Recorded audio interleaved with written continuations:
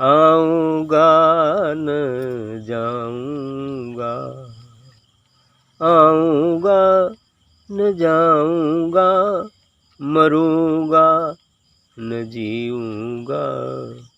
आऊँगा न जाऊँगा, मरूँगा न जीऊँगा। गुरु के शब्द में रमी रमी रहूँगा, गुरु के शब्द में रमी रमी रहूँगा।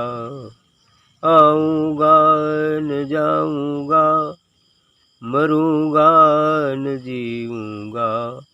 गुरु के शब्द में रमी रमी रहूँगा। आप कटोरा आप थारी, आप पुरखा आप नारी। आप कटोरा आप थारी, आप पुरखा आप नारी। आप सदा फल आप नींबू, आप मुसलमान आप हिंदू। आप सदा फल आप नींबू, आप मुसलमान आप हिंदू। आप मच्छकछ आप जाल, आप झींवर आप काल। आप मच्छकछ आप जाल, आप झींवर आप काल। कहें कबीर हम नाही रे नाही, कहें कबीर हम नाही रे नाही। ना हम जीवत न मोले माही, ना हम जीवत न मोले माही। कहें कबीर हम नाही रे नाही, ना हम जीवत न मोले माही। देखिए क्या बात कहा है साहब जी ने कि आऊँगा न जाऊँगा, मरूँगा न जीऊँगा।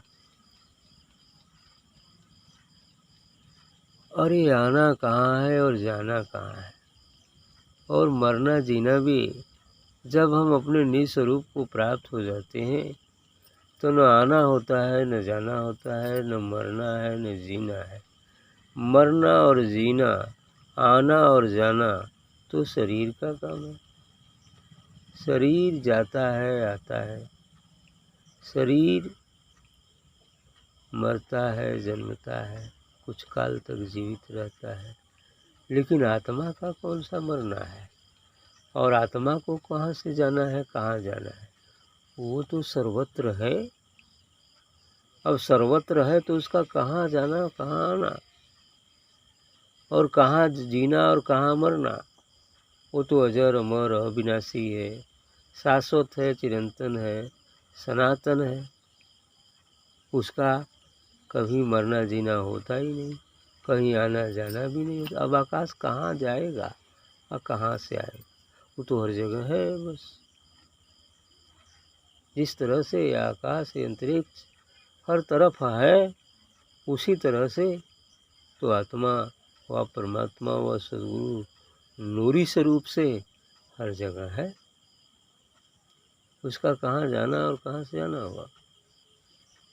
आप कटोरा आप थारी, अब कह रहे हैं देखा लगा तो खा तो तरल नहीं कभी सा कहे आप कटोरा आप थारी, कि आप ही कटोरा है और आप ही थाली भी हैं। आप पुरखा आप नारी, आप पुरुष और आप नारी भी। बिल्कुल सही कहा इन्होंने कि भाई कटोरा और थाली का तो रूप दो है, लेकिन उसमें जो धातु है वो तो एक ही है। अब एक ही धातु लोहे से मन चाहे जो बना लो, फरसा कुदार फावला कढ़ाई कलछुल ईटीसी बहुत सारी चीज़ें, लेकिन आखिर उसमें तो लोहा है। सभी खिलौने खाण के आ खाण खिलौना माँ है।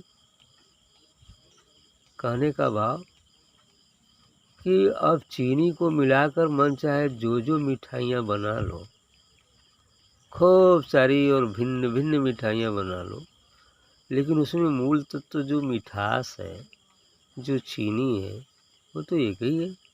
चाहे बर्फ़ी हो, चाहे लड्डू हो या चाहे कुछ भी हो, तो वही है। उसी प्रकार से अब धातु केवल एक ही है, चाहे कटोरा बनाओ, कलछुल बनाओ, कढ़ाई बनाओ, तलवार बनाओ, कुछ भी बनाओ, लेकिन धातु तो एक ही है। उसी प्रकार से उस आत्मा व परमात्मा से ही ये समस्त जड़ चेतन जगत बना हुआ है। भिन्न भिन्न रूप है, लेकिन वास्तव में तो एक ही है। वो एक नूर है, एक ऊर्जा है, बस। इसलिए कहें कि आप है कटोरा, आप है थारी, आप है पुरखा, आप है नारी। अरे पुरुष और नारी में एक ही आत्मा है ना, और वो आत्मा तो निर्लिंग है। आत्मा का में कोई लिंग भेद नहीं होता। शरीर में लिंग भेद हो सकता है, लेकिन आत्मा में कोई लिंग भेद नहीं होता। जो नूर है उसमें कौन पुल्लिंग और स्त्रीलिंग बताएंगे आप? हो ही नहीं सकता। बस एक ऊर्जा है, एक प्रकाश है। आप सदा फल आप नींबू, आप मुसलमान, आप हिंदू। आप कह रहे हैं कि आप सदा फल हैं, सदा फलदायी हैं, और आप नींबू हैं। कभी खटास भी हो जाता है, अर्थात सुख भी है, दुख भी है। आप मुसलमान भी हैं और हिंदू भी हैं। अरे ये मुसलमान हिंदू सभी तो मनुष्य ही है ना, और सब में रहने वाला वह नूरी स्वरूप अल्लाह, खुदा, परमात्मा, राम, कृष्ण, कुछ भी नाम रख लीजिए, लेकिन वो तो ये बाहर के नाम हैं। असल जो उसका स्वरूप है वो तो नूरी ही है। इसलिए न कोई हिंदू है, न कोई मुसलमान है। ये एक अपना परिवार या अपना संप्रदाय या कुछ लोगों का एक ग्रुप बनने के लिए भिन्न भिन्न संप्रदाय चला दिए गए कि नहीं, ये संप्रदाय भिन्न भिन्न है। मतलब कोई हिंदू है, कोई मुसलमान है, कोई ईसाई है, कोई कुछ है, कोई कुछ है, ऐसा। लेकिन सभी तो मानव हैं, और सब में वही एकमात्र आत्मा व परमात्मा है। तो फिर दो हो कैसे गए? ये तो हम संसारिक नियमों से अपने को बांट लिए हैं, तो दो हो गए। नहीं तो ईश्वर की तरफ से तो मात्र दो ही है, पुरुष है, स्त्री है। दो ही बड़ है, पुरुष स्त्री। चेतन माने वही पुरुष और प्रकृति, यही दो है।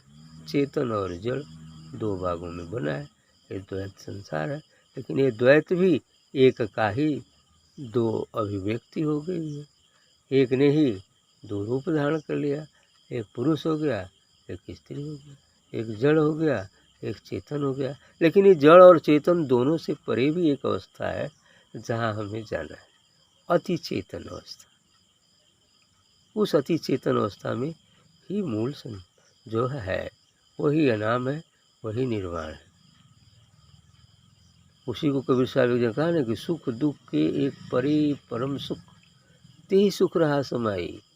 ये संसार में सुख दुख जो द्वैत है, इसके परे एक परम सुख है, और उस परम सुख में समाए। अर्थात द्वैत जहाँ मिट जाए, दोनों से परे जो शुद्ध अद्वैत है, जहाँ द्वैताद्वैत है, द्वैत भी है, अद्वैत भी है, दोनों है, दोनों नहीं भी है, वह परम चेतन या अति चेतन अवस्था है, जो निर्वाण है, जो नाम है। आप मच का छाप जाल। अब आप अब हम ये भी कर रहे हैं, मछुआरा मछली मारते हैं तो जाल डालते हैं, तो उसमें मच है ना, और कच्छ माने जो भी है, मछली या कछुआ या कुछ भी, ये सब तो आप ही हैं। और यहाँ तक कि जाल भी आप हैं। और इतने नहीं कि जाल ही है, वो आप झींवर मल्लाह भी आप है ना। और इतने नहीं, आप है काल भी है, इन सबको मारने वाले काल भी है। बिल्कुल सही। तत्व केवल एक ही है। एक ने ही अपने को भिन्न भिन्न रूपों में अभिव्यक्त कर दिया है।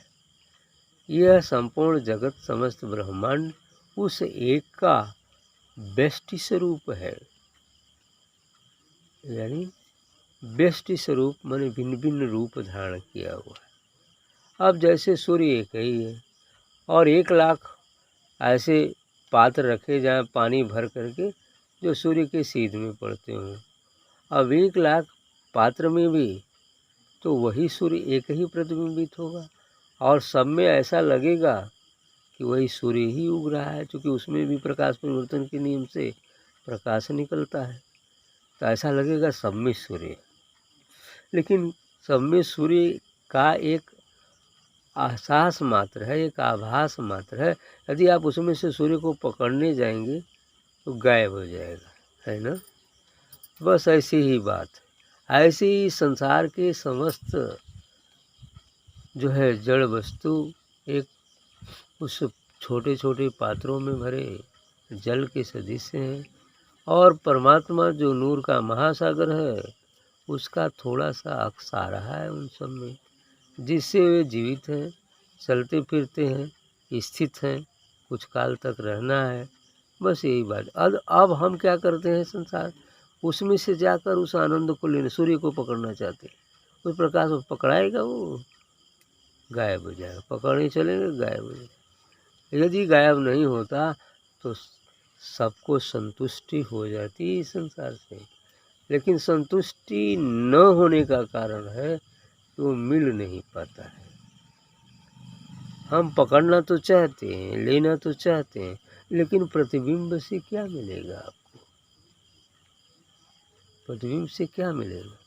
कई बार हमने कहा है कि 2000 की गड्डी जो है टांग दिया जाए ऊपर और उसका प्रतिबिंब आईने में आ रहा हो और आईने में से आप नोट लेना चाहते हैं, वो गड्डी देखकर लालायित होते हैं, अरे काश मिल जाती तो काम बन जाता, ऐसा कुछ। तो आप उसमें से जाकर आईने में से उस नोट को पकड़ना चाहेंगे तो पकड़ाएगा क्या? नहीं पकड़ाएगा। बस यही बात संसार है। इसमें से जो आनंद दिखता है, जो कुछ दिखता है, वह एक प्रतिबिंब मात्र है और उसको इंसान लेने के चक्कर में बार बार 84 में ही फंसता रहता है और कभी मिल भी नहीं पाता।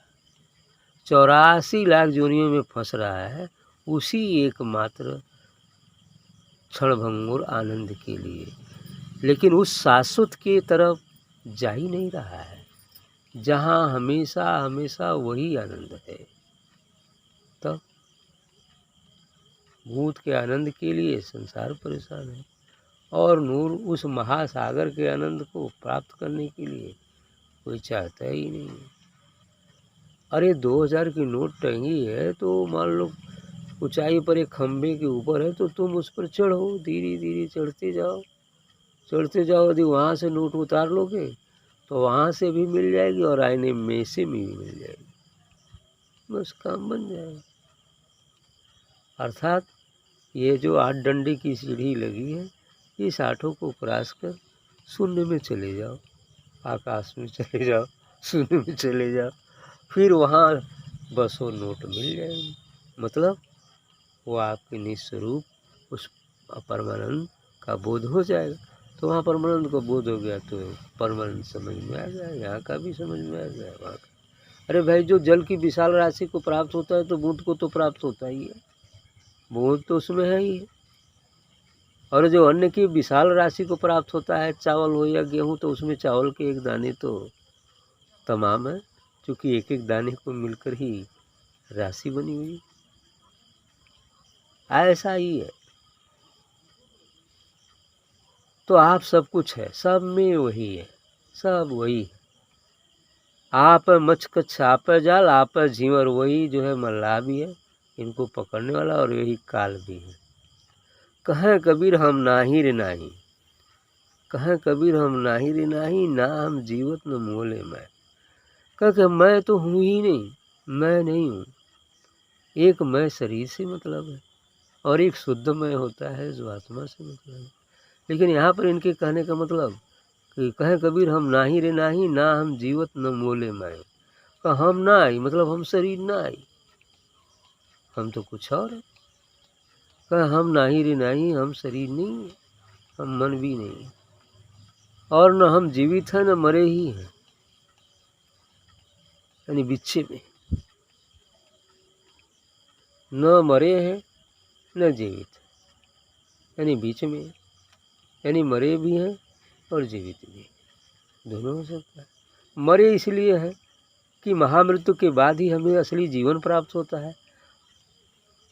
महामृत्यु के बाद, शून्य के बाद, विदेह होने के बाद ही हमें जीवन प्राप्त होता है। लेकिन विदेह होने के बावजूद भी देह तो रहती ही है, इसलिए हम मर भी गए हैं और जीवित भी हैं, है ना? यही बात सत्य है। हम जीवित न मोले मैं, हम न जीवित हैं न मोले हैं, मरे ही हैं। मैंने मरे तो नहीं हैं, जीवित भी हैं। और जीवित भी नहीं है कि हम शरीर में स्थित होकर कोई क्रियाकलाप नहीं करते, चूँकि हम एक नूर है, एक दिव्य प्रकाश है। फिर उस स्थिति में वो तो मुर्दा ही होता है ना? लेकिन ऐसा मुर्दा जो चल भी रहा, है ना? ऐसी स्थिति थी। ठीक।